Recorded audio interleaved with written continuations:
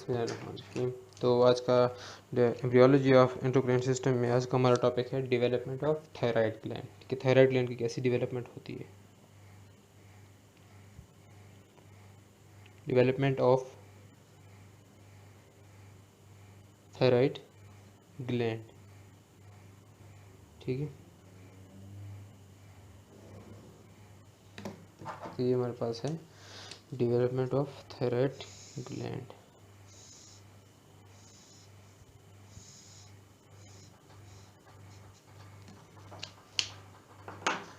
इसकी जो डेवलपमेंट है 3rd week of intrauterine life से स्टार्ट होती है, ठीक है। और इसके बारे में एक और ख़ास बात है, वो ये है कि it is the first endocrine gland to be developed,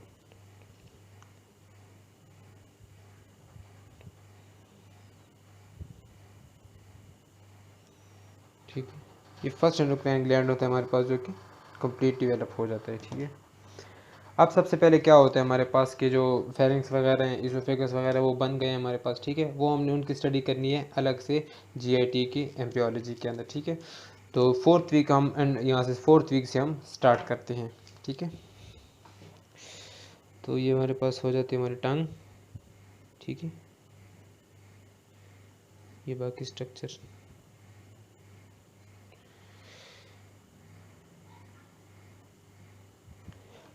अब देखें, ये कि हमारे पास पोस्टीरियर क्या होता है, इसोफेगस, ट्रेकिया, ये हमारे पास टंग है, ठीक है। यहाँ पर ये जो डाइवर्टिकुलम आपको नजर आ रहा है ये पोर्शन, ठीक है। ये क्या होता है, ये एंडोडर्मल लेयर है ना, एंडोडर्म से बनते हैं ना जो आपके अंदर वाले और जितना भी विसरस वगैरह है, ठीक है।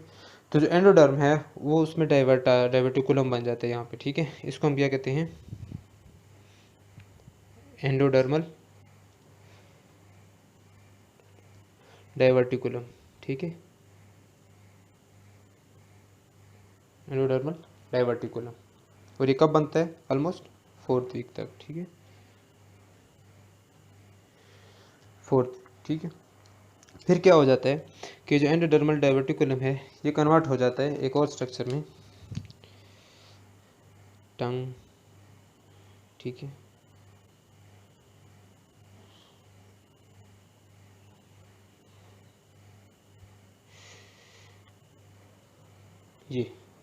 ये क्या था हमारे पास, इसोफेगस, ट्रेकिया, टंग, ये वाला पोर्शन टंग, ठीक है।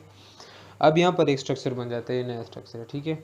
ये पर ये सबसे पहले फोरामेन बनता है, उस फोरामेन क्या कहते हैं, फोरामेन सीकम। फिर ये shaft like structure, tube like structure आपको नजर आ रहे हैं, इसको हम क्या कहते हैं, थायरोग्लोजल डक्ट, ठीक है। और एंड में हमारे पास क्या बन जाता है, ये एक सा स्ट्रक्चर बन जाता है। अब हम सिर्फ इस स्ट्रक्चर को ड्रा करेंगे इस जगह पर, ठीक है।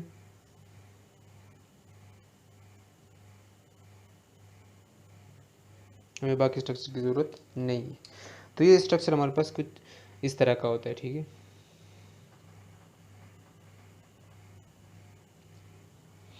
ये जो दो स्ट्रक्चर्स हमारे पास बने इनको हम क्या कहते हैं, बाइफिडस थायरोग्लिसियल एंड, बाइफिडस थायरोग्लोसल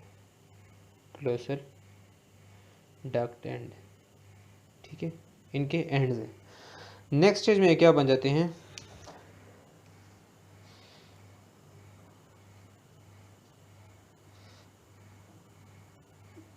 फिफ्थ वीक में, ये 6th वीक में, ठीक है। अच्छा, अब नेक्स्ट स्टेज में क्या बन जाता है, एक थायराइड ग्लैंड बन जाता है, ठीक है। कुछ इस तरह का स्ट्रक्चर इसको मिल जाता है, ठीक है। उसके बाद 6th वीक के एंड में इसका स्ट्रक्चर कुछ इस तरह से बन जाता है, ठीक है। मैं इधर इसका स्ट्रक्चर बनाता हूँ, ये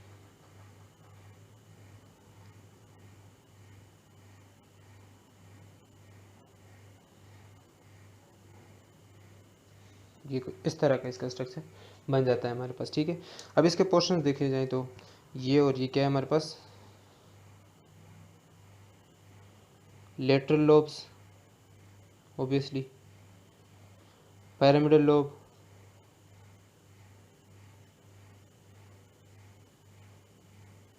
और इस्मस, ठीक है। जबकि ये यहाँ पर क्या होता है हमारे पास, थायरोग्लोसल डक्ट, ठीक है। वही ये वाला स्ट्रक्चर अभी तक मौजूद है हमारे पास। आहिस्ता आहिस्ता वो ख़त्म होता जाएगा। कैसे ख़त्म होता है, वो सिस्ट में कन्वर्ट हो जाता है और अलग अलग वो चीज़ सिस्ट हैं वो ईटअप कर दिए जाते हैं ताकि वो ख़त्म हो सके, ठीक है। अब मैं यहाँ पर एक स्ट्रक्चर बनाऊँगा, तो यहाँ से स्टार्ट करते हैं। ये हो गया हमारे पास tongue, epiglottis, hyoid bone, thyroid cartilage, cricoid cartilage, और इसको ऐसे नहीं जाता, थायराइड ग्लैंड, ठीक है। स्ट्रक्चर तो आपको ये एनाटॉमी याद होगी। थायराइड ग्लैंड है, इसके ऊपर हो जाता है हमारे पास क्रिकॉइड कार्टिलेज, फिर आ जाता है थायराइड कार्टिलेज, ये आ जाती है हमारे पास हाइड बोन, ये आ जाती है हमारे पास एपिग्लोटिस, ये टंग है हमारी, ठीक है। तो ये तो नॉर्मल स्ट्रक्चर है। ये मैंने क्यों बनाया, इसमें मैं आपको दिखाऊंगा किस तरह हाइपोग्लोसल डक्ट जो है वो ख़त्म होने लग जाती है, ठीक है। कुछ यहाँ पे मौजूद होता है हमारे पास फोरामेन सीकम, और ये ट्यूब कुछ इस तरह से आई होती है। हियोइड बोन के सेंटर मतलब सुपीरियर पोर्शन में, उसकी इंफीरियर पोर्शन में, थायराइड ग्लैंड के थायराइड कार्टिलेज के सामने, और फिर ये यहाँ से पैरामिडल लोब के साथ अटैच होता है, ठीक है। ये कुछ इस तरह से इसका स्ट्रक्चर आया होता है। अब ये डक्ट क्या होता है, ये छोटे छोटे सिस्ट में कन्वर्ट होकर ईटअप होना शुरू हो जाता है, ख़त्म हो जाता है। अगर ये ना हो तो फिर एनॉमलीज होती हैं, वो हम आगे जाके स्टडी करेंगे। तो फेट ऑफ थायरोग्लासल डक्ट ये है हमारे पास, ठीक है। इस तरह से ये ख़त्म होता है। अब यहाँ पर हम बनाते हैं कि किस तरह से जो हमारे पास है पैराथायराइड ग्लैंड है वो कैसे बनते हैं, किस चीज़ से बनते हैं, ठीक है। तो वो बनते हैं हमारे पास फेरिंजियल पाउचेस से बनते हैं, ठीक है। 4 फेरिंजियल पाउचेस होते हैं, जैसे बनते हैं वो हम स्टडी करते हैं किस तरह बनते हैं।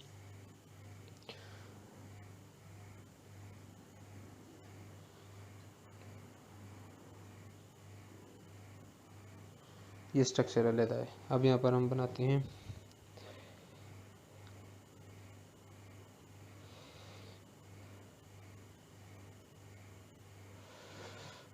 ठीक है।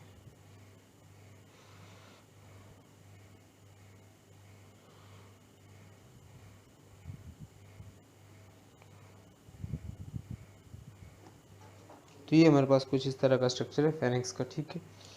अब इसमें अलग अलग जगह पे फेरिंजियल पाउचेस बनते हैं,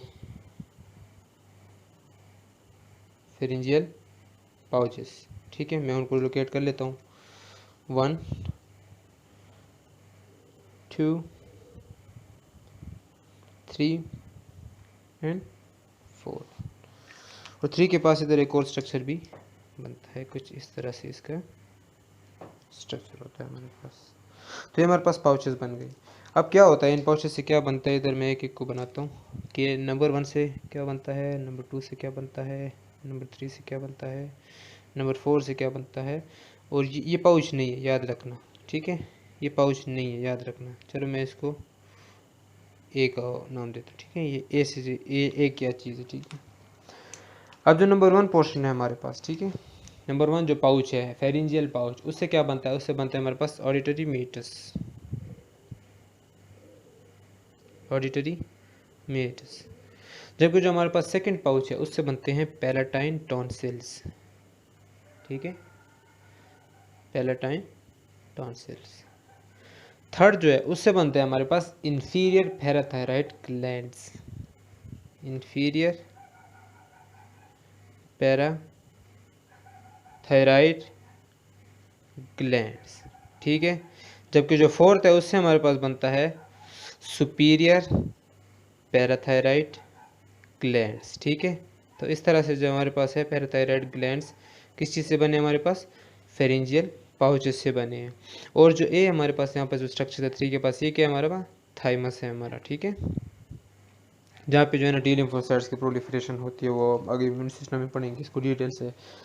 फिर ये क्या करते हैं, इन्फीरियर पे देखें, इन्फीरियर ऊपर आया हुआ है ना, सुपीरियर नीचे, तो जब पैराथायराइड के साथ अटैच होते हैं तो थायराइड कहाँ पर आता है, इसके थायराइड बिल्कुल यहाँ पर आ रहा है, तो ये सबसे पहले अटैच होते हैं, ये बाद में आकर अटैच होते हैं, तो इनकी जो पोजीशन है, लोकेशन है, उस वजह से इनको हम इन्फीरियर और सुपीरियर कहते हैं। ठीक है, सुपीरियर पैराथायराइड ऊपर आते हैं और इन्फीरियर पैराथायराइड नीचे आते हैं। ठीक है, ये जो थायरोग्लोसल डक्ट है इसका ख़त्म होना और पैलाटाइन टॉन्सिल इन्फीरियर और सुपीरियर का बनना कब होता है, जब 6th वीक एंड होता है। ठीक है, 6th वीक के एंड में ये कंप्लीट हो जाते हैं और हमारे पास thyroid gland and parathyroid gland मुकम्मल हो जाते हैं। ठीक है, यहाँ पर आके अटैच होते हैं इनके साथ। ठीक है, सुपीरियर एंड इन्फीरियर। तो इस तरह से हमारा डेवलपमेंट ऑफ थायराइड ग्लैंड का टॉपिक भी क्लियर हो जाता है।